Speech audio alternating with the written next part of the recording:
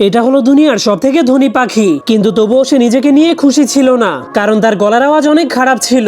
এমনকি তার মাথায় চুল না থাকার কারণে সে নকল চুল পরতো। কিন্তু একদিন সে নিজের জন্য একটা বয়ফ্রেন্ড খোঁজার জন্য অনেক সুন্দর করে সেজে একটা বারে চলে যায়। কিন্তু সে বারের মধ্যে ঢুকলেই সেখানে থাকা সবগুলো পাখি তার সৌন্দর্য দেখে তার উপর ক্রাশ খেয়ে যায়। এরপর সে কাউন্টারের সামনে বসে কাউকে পটানোর জন্য অপেক্ষা করতে শুরু করে। ঠিক তখনই একটা পেঁচা তাকে পটানোর জন্য চলে আসে, কিন্তু তখনই হঠাৎ করে পেঁচাটা সেখান থেকে পালিয়ে যায়, যার ফলে পাখিটা বুঝতে পারে তার ভয়ঙ্কর আওয়াজের কারণে পেঁচাটা সেখান থেকে পালিয়ে গিয়েছে।